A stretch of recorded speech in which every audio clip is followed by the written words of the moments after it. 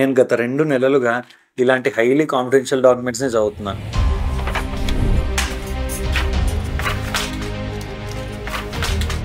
I want to tell you the story of Julian Assange.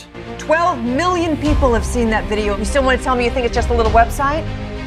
Man is least himself when he talks in his own person.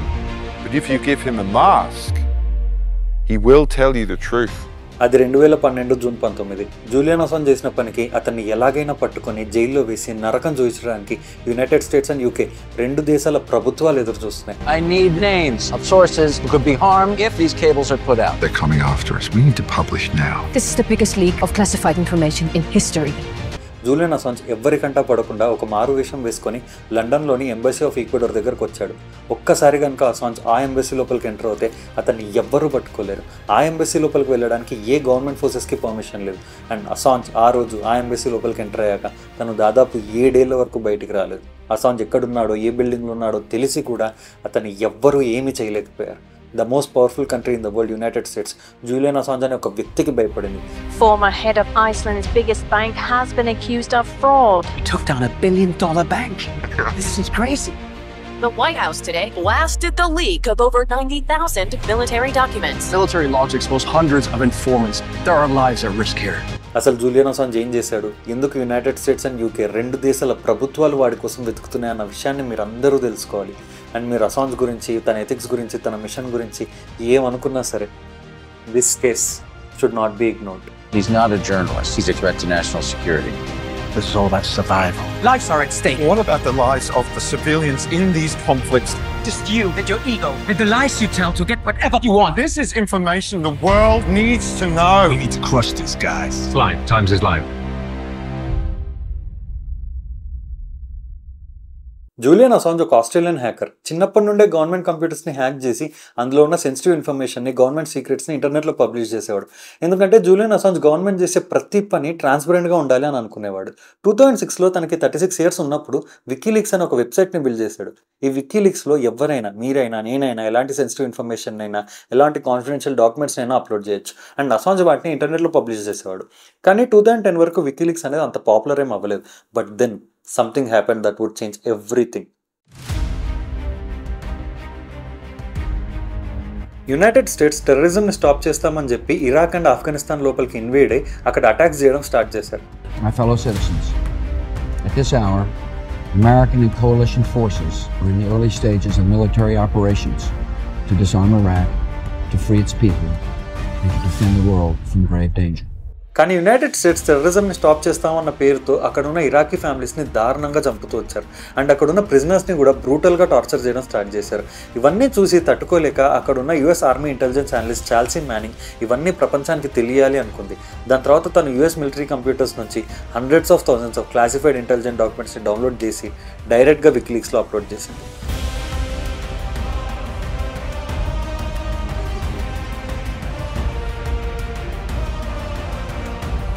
The White House today blasted the leak of over 90,000 military documents.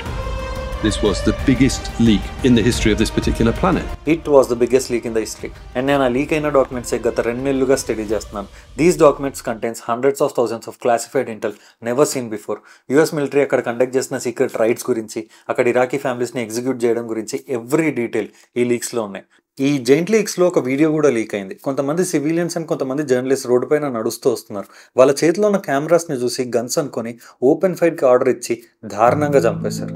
Hotel Tuesday, reading Horse 1-8, and of individuals with weapons. Rio Band 1-4, you got weapons too. Hotel Tuesday, reading Horse 1-8, and of 5 to 6 individuals with AK-4. Weapons and MK. Coming to fire? No, hold on, let's come around.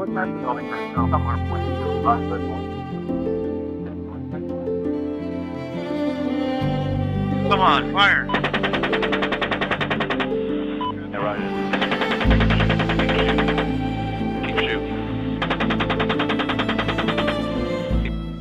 ఈ ఈ video చూసి సర్లే ఇలా ఏదో 1-2 సార్లు జరిగి ఉంటుందిలే అనుకున్నాను. బట్ ఆల్మోస్ట్ 15,000 సివిలియన్స్ ఇలాంటి అన్నోన్ ఇన్సిడెంట్స్ వల్ల చనిపోయారని ఈ లీక్స్ చెప్తున్నాయి. చాల్సీ మ్యానింగ్ ఈ డాక్యుమెంట్స్ అండ్ ఈ వీడియోస్ అన్ని వికీలీక్స్లో అప్లోడ్ చేసింది కాబట్టి మనందరికీ యూఎస్ చేసిన దారుణాలు అన్నీ తెలిసాయి, లేదంటే ఎప్పటికీ తెలిసేవి కాదు. The Army has detained a U.S. soldier in connection with the leak of this classified video. Consequences of the release of these documents potentially severe and dangerous. 2010లో ఈ డాక్యుమెంట్స్ అన్ని వికీలీక్స్లో పబ్లిష్ అయిన వెంటనే పెంటగాన్ ఫోకస్ అంతా Julian Assange మీదకి shift అయింది and WikiLeaks got world wide attention. It was dumped on us like it was dumped on you all Sunday night. It isn't a WikiLeak. This is a WikiTorrent. These documents have generated a mix of reactions from horrified to appalled. కొంతమంది Julian Assange చేసేది correct, government secrets ని జనాలకు తెలిసేలా చేస్తున్నాడని support చేశారు. WikiLeaks is no different from the New York Times. He just believes in justice, believes in honesty, believes in exposing governments. ఇంకొంతమంది US reputation ని పాడు చేస్తున్నాడు, యుఎస్ సెక్యూరిటీని పాడు చేస్తున్నాడని హేట్ చేశారు. I hope he rots in hell, starting with that. This guy's a traitor, a treasonous, and he has broken every law of the United States. Illegally shoot the son of a... కానీ ఎవరేమనుకున్నా సరే United states government మాత్రం Julian అసాంజ్ని పట్టుకొని ఒక రేంజ్లో punish చేయాలని fix అయింది. Disclosures like these tear at the fabric of responsible government. We're looking at all of the things that we can do to stem the flow of this information. So ఆ huge leaks అయ్యాక Assange యూకేలో ఉన్న లండన్లో ఉండేవాడు. అప్పటికే US government అసాంజ్ని ఎలాగైనా పట్టుకోవాలి అని ట్రై చేస్తుంది. సో యూఎస్ గవర్నమెంట్ యూకే గవర్నమెంట్ని అసాంజ్ని పట్టుకొని యూఎస్కి పంపించమని రిక్వెస్ట్ చేసింది అండ్ యూకే గవర్నమెంట్ దానికి ఒప్పుకుంది. సో ఇప్పుడు అసాంజ్ యూకే పోలీసులకు దొరకకుండా తిరుగుతూ ఉండాలి. కానీ ఎన్ని రోజులని తిరుగుతుంటాడు చెప్పండి, ఏదో ఒక టైంలో దొరికిపోతాడు కదా. అందుకని ఏం చేద్దామని బుర్ర చించుకునే టైంలో అసాంజ్కి ఒక మైండ్ బ్లోయింగ్ ఐడియా వచ్చింది. లండన్లో ఈక్వెడోర్ కంట్రీకి సంబంధించిన ఒక ఎంబసీ ఉంది. ఆ ఎంబసీ లోపలికి వెళ్ళడానికి యూకే గవర్నమెంట్కి పర్మిషన్ లేదు, ఎందుకంటే లండన్లో ఉన్న ఈ చిన్న పార్ట్ ఆఫ్ ల్యాండ్ యాక్చువల్గా ఈక్వెడోర్ కంట్రీకి సంబంధించింది. సో ఇంకొక కంట్రీ లోపలికి అలా యూకే గవర్నమెంట్ డైరెక్ట్గా వెళ్ళలేదు. అందుకని అసాంజ్ ఆ ఎంబసీ లోపలికి మారువేషం వేసుకొని వెళ్ళి నాకు యూకే గవర్నమెంట్ నుండి థ్రెట్ ఉంది, అందుకని నాకు ఈ బిల్డింగ్లో ఉండడానికి అసైలం ఇవ్వండి అని చెప్పేసి అడిగాడు.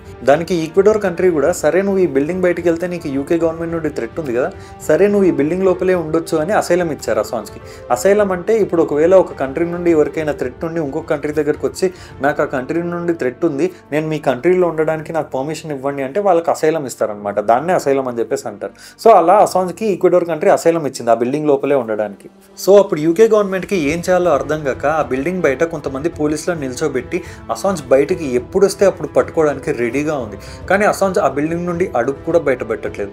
వారాలు కాస్త నెలలు అయ్యాయి, నెలలు కాస్త సంవత్సరాలు అయ్యాయి, కానీ అసాంజ్ ఆ బిల్డింగ్ నుండి బయటికే రావట్లేదు. ఆ బిల్డింగ్ లోపల నుండి అసాంజ్ వికీలీక్స్ని రన్ చేసేవాడు. ఆ బిల్డింగ్ లోపల నుండి అసాంజ్ ఎన్నో దేశాలకు సంబంధించిన సీక్రెట్ డాక్యుమెంట్స్ని వికీలీక్స్లో పబ్లిష్ చేసేవాడు. అసలు యూఎస్ గవర్నమెంట్కి యూకే గవర్నమెంట్కి ఏమీ అర్థమయ్యేది కాదు. అసాంజ్ని ఎలా పట్టుకోవాలి, వికీలీక్స్ని ఎలా ఆపాలి అని ఏమీ అర్థమయ్యేది కాదు. అలాంటి టైంలోనే యూఎస్లో ఎలక్షన్స్ వచ్చాయి అండ్ ఆ ఎలక్షన్స్లో రూలింగ్ పార్టీ క్లింటన్కి అగేన్స్ట్గా ట్రంప్ నిలబడ్డాడు. From everything I see has no respect for this person. కానీ క్లింటన్ గవర్నమెంట్ అంటే అసాంజ్కి పెద్దగా ఇష్టం ఉండేది కాదు.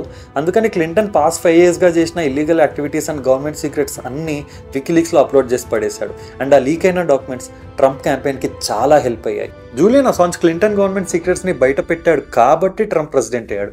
సో ట్రంప్ ఆ టైంలో వికీలీక్స్కి చాలా సపోర్టివ్గా ఉండేవాడు. WikiLeaks, I love WikiLeaks. This WikiLeaks is unbelievable. యూఎస్లో ట్రంప్ గవర్నమెంట్ వచ్చిన కొన్ని ఇయర్స్ తర్వాత జూలియన్ అసాంజ్ వికీలీక్స్లో ఇంకొక హ్యూజ్ లీక్స్ని పబ్లిష్ చేశాడు. ఈసారి లీక్ అయిన డాక్యుమెంట్స్ ట్రంప్ గవర్నమెంట్కి సంబంధించిన చాలా సెన్సిటివ్ ఇన్ఫర్మేషన్. అంతే, అప్పటి వరకు వికీలీక్స్ని లవ్ చేసిన ట్రంప్ హేట్ చేయడం స్టార్ట్ చేశాడు. I know nothing about WikiLeaks. It's not my thing. WikiLeaks walks like a hostile intelligence service and talks like a hostile intelligence service. నా గవర్నమెంట్ సీక్రెట్స్నే బయట పెడతాడా అని ట్రంప్ కక్షగట్టి జూలియన్ అసాంజ్ని ఎలాగైనా బిల్డింగ్ నుండి బయటికి తీసుకొచ్చి పనిష్ చేయాలని నానా ప్రయత్నాలు చేశాడు. కానీ ఏం చేసినా అసాంజ్ని ఆ బిల్డింగ్ నుండి బయటికి తీసుకురాలేకపోయారు. అలా చూస్తూనే 2019 వచ్చింది. అసాంజ్ ఆ బిల్డింగ్లోకి ఎంటర్ అయ్యి 7 ఏళ్ళు అయిపోయింది. 7 ఏళ్ళుగా ఒకే ఇంట్లో ఉండి అసాంజ్కి పిచ్చిలేయడం స్టార్ట్ అయింది. తనని ఇంటర్వ్యూ చేయడానికి వచ్చిన జర్నలిస్ట్తో రూడ్గా బిహేవ్ చేయడం, వాళ్ళ కెమెరాస్ లాక్కొని గొడవ పడడం ఇలాంటివి చేసేవాడు. అండ్ ఈవెన్ అక్కడ ఎంబసీలో ఉన్న వాళ్ళతో కూడా ఊరికే గొడవ పడుతూ ఉండేవాడు. వాళ్ళు ఎంత చెప్పినా వినకుండా హాల్వేలో స్కేట్ బోర్డ్తో ఆడుకోవడం, ఫుట్బాల్ ఆడుకోవడం ఇలాంటివి చేసేవాడు. సో అక్కడ ఎంబసీలో ఉన్న వాళ్ళకి కూడా అసాంజ్ బిహేవియర్ అస్సలు నచ్చట్లేదు. అలాంటి టైంలోనే ఈక్వెడోర్కి కొత్త ప్రెసిడెంట్ ఎలక్ట్ అయ్యాడు, లెనిన్ మొరినో. లెనిన్ మొరినోకి అసాంజ్ అంటే అస్సలు ఇష్టం లేదు, ఎందుకంటే అసాంజ్ లెనిన్ మొరినో గురించి కూడా ఎన్నో సీక్రెట్ డాక్యుమెంట్స్ వికీలీక్స్లో పబ్లిష్ చేశాడు. అందుకని లెనిన్ మొరినో ప్రెసిడెంట్ అయిన వెంటనే అసాంజ్ని ఆ బిల్డింగ్ నుండి బయటికి తోసేశారు. The British police were seemingly invited into this very small embassy. ఆ బిల్డింగ్ లోపలికి ఎంటర్ అయిన 7 ఏళ్ల తర్వాత అసాంజ్ మళ్ళీ బయటకు వచ్చాడు. బయటకు వచ్చిన వెంటనే యూకే పోలీసులు అసాంజ్ని అరెస్ట్ చేసి బెల్మార్ష్ ప్రిజన్లో కూర్చోబెట్టారు.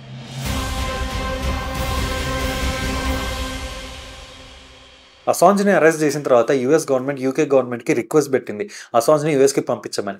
కానీ యూకే గవర్నమెంట్ డైరెక్ట్గా అలా అసాంజ్ని యూఎస్కి పంపించలేదు. దానికి కొన్ని సెట్ ఆఫ్ రూల్స్ ఉంటాయి. ఫస్ట్ యూఎస్ గవర్నమెంట్ అసాంజ్ పైన ఉన్న లీగల్ కేసుని బ్రిటిష్ కోర్టులో సబ్మిట్ చేయాలి. అండ్ అసాంజ్కి కూడా తనేం తప్పు చేయలేదు అని డిఫెండ్ చేసుకునే రైట్ ఉంటుంది. ఇద్దరి వాదనలు విన్న తర్వాత కోర్టు డిసైడ్ చేస్తుంది అసాంజ్ని యూఎస్కి పంపించాలా వద్దా అని చెప్పి. ఇదంతా చదువుతున్నప్పుడు నాకు వచ్చిన ఫస్ట్ డౌట్ ఏంటంటే అసలు జూలియన్ అసాంజ్ చేసిన తప్పేంటి? చార్ల్స్ మ్యానింగ్ జూలియన్ అసాంజ్కి కొన్ని సీక్రెట్ డాక్యుమెంట్స్ ఇచ్చింది. జూలియన్ అసాంజ్ వాటిని ఇంటర్నెట్లో పబ్లిష్ చేశాడు. అసలు అందులో తప్పే ఉంది? ఆల్మోస్ట్ ప్రతి news paper and news channel చేసేదే అది. అసలు అందులో తప్పేముంది? This gets to the important part of the story. అసలు యూఎస్ అసాంజ్ పైన ఏమేం కేసెస్ ఫైల్ చేసిందా అని చెప్పేసి నేను డౌన్లోడ్ చేసి చూశాను. అసాంజ్ పైన యూఎస్ గవర్నమెంట్ 18 ఛార్జెస్ని ఫైల్ చేసింది. There are 18 counts against Julian Assange. లక్కీగా మనం ఈ 18 కౌంట్స్ గురించి మాట్లాడనక్కర్లేదు, ఎందుకంటే ఈ 18 కౌంట్స్ పర్ఫెక్ట్గా 3 బకెట్స్లో ఫిట్ అవుతాయి: hacking, aiding and publishing. First hacking గురించి మాట్లాడుకుందాం. యూఎస్ గవర్నమెంట్ ఏం చెప్తుందంటే జూలియన్ అసాంజ్ యూఎస్ కంప్యూటర్స్ని హ్యాక్ చేసి అందులో ఉన్న సెన్సిటివ్ ఇన్ఫర్మేషన్ని, గవర్నమెంట్ సీక్రెట్స్ని దొంగలించి ఇంటర్నెట్లో పబ్లిష్ చేశాడు అని చెప్తుంది. కానీ అసాంజ్ ఏ హ్యాకింగ్ చేయలేదు. చార్ల్స్ మ్యానింగ్ అసాంజ్కి కొన్ని డాక్యుమెంట్స్ని ఇచ్చింది అండ్ అసాంజ్ వాటిని ఇంటర్నెట్లో పబ్లిష్ చేశాడు. సో ఫస్ట్ బకెట్ హ్యాకింగ్లో అసాంజ్ చేయని తప్పుకి కూడా యూఎస్ గవర్నమెంట్ అసాంజ్ని ఫ్రేమ్ చేయడానికి చూస్తుంది. సరే, హ్యాకింగ్ చేశాడని అనుకుందాం. ఇది ఒక కంప్యూటర్ ఫ్రాడ్ కిందకి వస్తుంది. దీనికి మహా అంటే అసాంజ్కి ఒక 5 years సెంటెన్స్ పడుతుంది. అసాంజ్ ఒక బిల్డింగ్లో 7 years ఉన్నాడు. 5 years అనేది చాలా సింపుల్ మ్యాటర్ అసాంజ్కి. సో ఇది మన ఫస్ట్ బకెట్. దాని తర్వాత ఉన్న 17 కౌంట్స్ అన్ని అసాంజ్ ఎస్పియోనాజ్ యాక్ట్ని వైలేట్ చేశాడని ఉంది. అసలు ఎస్పియోనాజ్ యాక్ట్ అంటే ఏంటి అని చెప్పేసి నేను డౌన్లోడ్ చేసి స్టడీ చేశాను. సింపుల్గా ఎస్పియోనాజ్ యాక్ట్ అంటే ఏంటంటే ఎవరైనా గవర్నమెంట్ అఫీషియల్స్ కానీ, ఎవరైనా మిలిటరీ మెంబర్స్ కానీ, ఎవరికైతే గవర్నమెంట్ సీక్రెట్స్కి యాక్సెస్ ఉందో, ఎవరికైతే సెక్యూరిటీ క్లియరెన్స్ ఉందో, వాళ్ళు ఎవరైనా ఒకవేళ ఈ గవర్నమెంట్ సీక్రెట్స్ని బయట పెడితే వాళ్ళు ఈ ఎస్పియోనాజ్ యాక్ట్ కింద పనిషబుల్. చార్ల్స్ మ్యానింగ్కి సెక్యూరిటీ క్లియరెన్స్ ఉంది, చార్ల్స్ మ్యానింగ్కి గవర్నమెంట్ సీక్రెట్స్కి యాక్సెస్ ఉంది. తన్ని ఎస్పియోనాజ్ యాక్ట్ కింద పనిష్ చేశారంటే ఒక అర్థం ఉంది. జూలియన్ అసాంజ్ ఒక ఆస్ట్రేలియన్ సిటిజన్, యూఎస్ సిటిజనే కాదు. తన్ని ఎలా ఎస్పియోనాజ్ యాక్ట్ కింద పనిష్ చేస్తారు? ఇదే ప్రశ్న యూకే హైకోర్టు యూఎస్ గవర్నమెంట్ అడిగితే యూఎస్ గవర్నమెంట్ ఈ ఫెడరల్ లాతో ఆన్సర్ ఇచ్చింది. Title 18 crimes and criminal procedures. ఈ లా ప్రకారం ఎవరైనా ఏదైనా క్రైమ్లో హెల్ప్ చేస్తే వాళ్ళు కూడా ఆ క్రైమ్ కింద పనిషబులే. చార్ల్స్ మ్యానింగ్కి జూలియన్ అసాంజ్ హెల్ప్ చేశాడు కంప్యూటర్స్ని హ్యాక్ చేసి దొంగలించడంలో, సెన్సిటివ్ ఇన్ఫర్మేషన్ని. సో జూలియన్ అసాంజ్ కూడా ఈ క్రైమ్ కింద పనిషబులే. ఇదే మన సెకండ్ బకెట్, ఎయిడింగ్ అంటే హెల్పింగ్. సో సెకండ్ బకెట్లో కూడా, ఎయిడింగ్లో కూడా జూలియన్ అసాంజ్ తప్పు లేకపోయినా సరే యూఎస్ గవర్నమెంట్ అసాంజ్ని ఫ్రేమ్ చేయడానికి చూస్తుంది. ఇప్పుడు మనం థర్డ్ బకెట్ గురించి మాట్లాడుకుందాం. అసాంజ్ ఇరాక్ అండ్ ఆఫ్ఘనిస్తాన్ వార్స్కి సంబంధించిన యూఎస్ మిలిటరీ డాక్యుమెంట్స్ని వితౌట్ ఎనీ ఆథరైజేషన్ ఇంటర్నెట్లో పబ్లిష్ చేశాడని యూఎస్ గవర్నమెంట్ క్లెయిమ్ చేస్తుంది. పబ్లిష్ చేయడమే క్రైమ్ అని చెప్పి క్లెయిమ్ చేస్తుంది. అసలు తప్పేగా, చెప్పాను కదా, ఆల్మోస్ట్ ప్రతి news paper and news channel చేసేదే అది. సో థర్డ్ బకెట్లో కూడా, పబ్లిషింగ్లో కూడా అసాంజ్ తప్పు లేకపోయినా సరే యూఎస్ గవర్నమెంట్ అసాంజ్ని ఫ్రేమ్ చేయడానికే చూస్తుంది. 2019లో అరెస్ట్ చేశారు అసాంజ్ని. కోర్టులో ఈ కేసు నడుస్తుంది అలా నడుస్తూనే ఉంది. ఈ గ్యాప్లో అసాంజ్కి చాలా మంది ఫ్యాన్స్ అయ్యారు. అసాంజ్ని వదిలిపెట్టమని ర్యాలీస్ చేయడం స్టార్ట్ చేశారు. 2019లో అసాంజ్ని అరెస్ట్ చేసిన 5 years తర్వాత 2024లో Julian Assange and US government కాంప్రమైజ్కి వచ్చి ఒక లాంగ్ లీగల్ బ్యాటిల్ని ఎండ్ చేశారు. జూలియన్ అసాంజ్ సరే ఓకే, నేను ఎస్పియోనాజ్ యాక్ట్ని వైలేట్ చేశాను, నేను చేసింది తప్పే, నన్ను ఇంకా వదిలేయండి, నేను ఇప్పటికే చాలా అనుభవించానని చెప్పేసి అడిగాడు. అండ్ యూఎస్ గవర్నమెంట్ కూడా జూలియన్ అసాంజ్ ఇప్పటికే చాలా అనుభవించాడు, 7 years ఒకే బిల్డింగ్లో ఉన్నాడు అండ్ 5 years జైల్లో ఉన్నాడు, ఇంకా జూలియన్ అసాంజ్ని వదిలేయండి అని చెప్పి కేసు క్లోజ్ చేసింది. After a 14-year fight, Julian Assange is in Australian skies tonight aboard the same private jet that brought Taylor Swift to Sydney. How does it feel to be a free man, Mr. Assange? Congratulations! Congratulations! Almost 12 ఏళ్ళు 2 దేశాల ప్రభుత్వాలతో ఒంటరిగా పోరాడి Julian Assange మళ్ళీ June 26, 2024 తన home country అయిన ఆస్ట్రేలియాకు వచ్చాడు.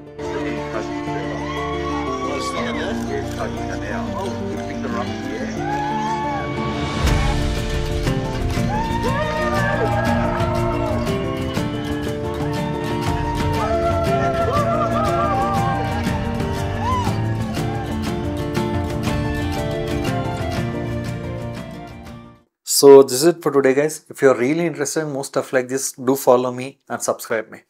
Bye.